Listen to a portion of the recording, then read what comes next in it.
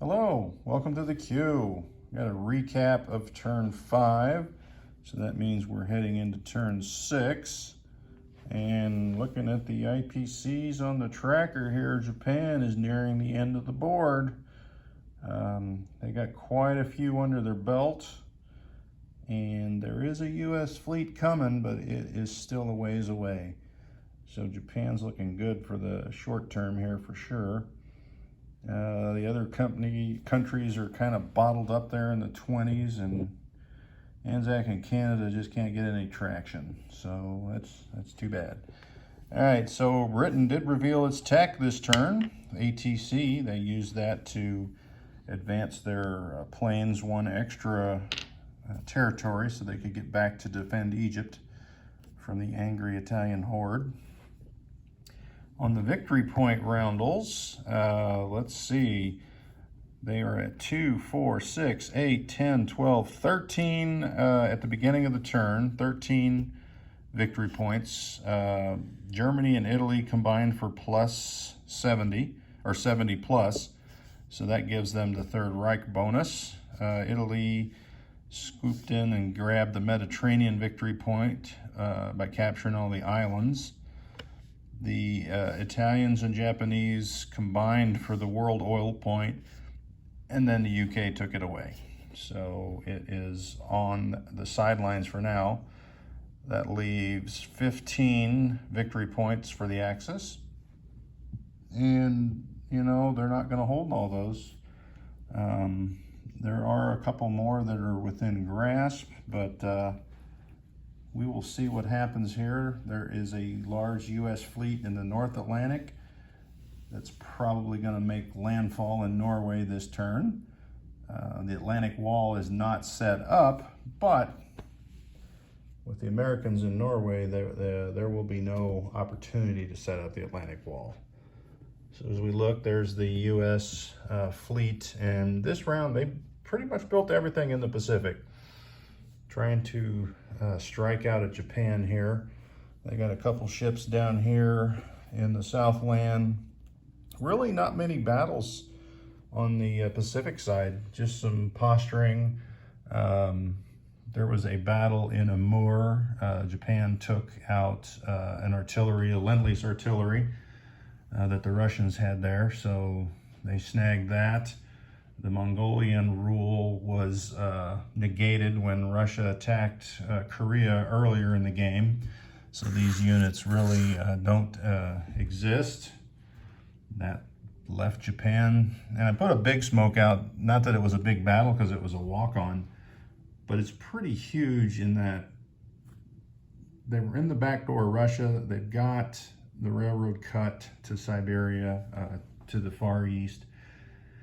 And there really is no Russians in the vicinity to defend, so that's kind of a huge deal. Now Japan's going to be scarfing up a bunch of territories there, but if you look to the east, well, the Urals is worth 2, but 2 of the 3 here, as you march east, are worth nothing. So not a lot to do there. And they can't use that railroad. Well, they don't own enough territories, even if they were in position.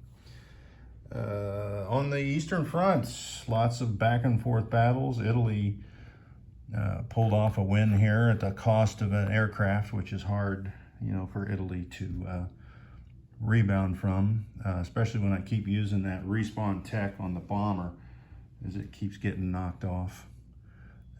Which is a joke, by the way, just so you know. Ukraine, Belarus, all sorts of back and forth battles.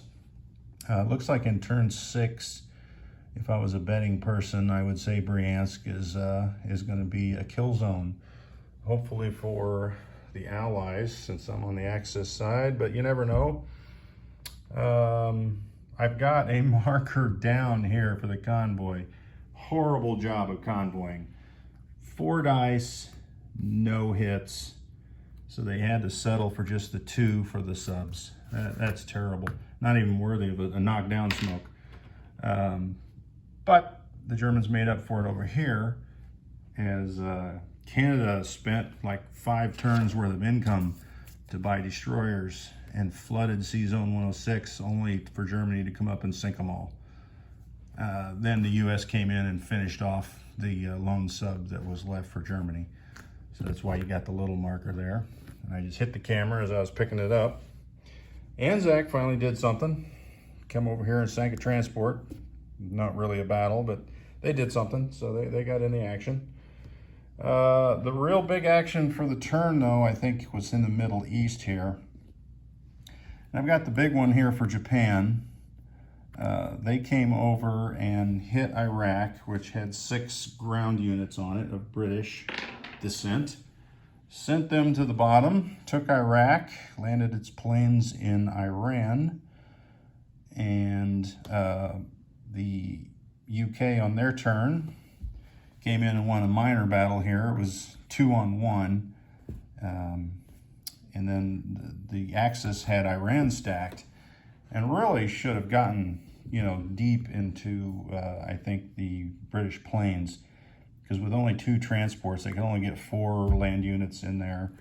And, you know, it was like 6, 7, maybe 8 rounds of combat.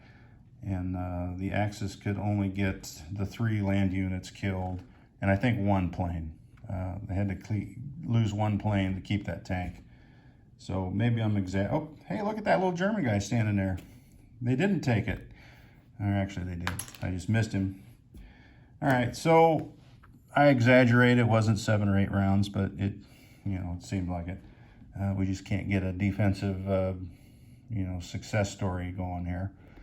And as I look around the map, I think I've covered all the battles. Like I said, up there in the North Pacific, or North Atlantic, is the U.S. fleet, most likely going over there to Norway.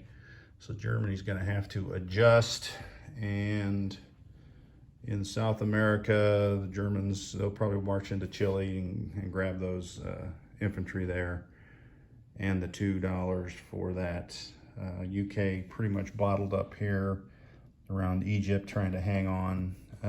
And, you know, that's a victory point. There really isn't any other ones there to be concerned about for the Allies as far as hanging on to, other than, you know, taking back some of those oil, which they did. And Japan is set up here with some mobile units. Britain is set up with some mobile units, so they're all going to meet there in the middle. I think, yeah, Britain does have a factory now in Iraq that they can build on this next turn, so that'll tilt the odds in their favor in the Middle East, at least until maybe, I don't know if Germany's going to survive with enough units to come down south and make a battle in the Middle East. Who knows? All right, that is the end of turn 5, and we are moving on to turn 6.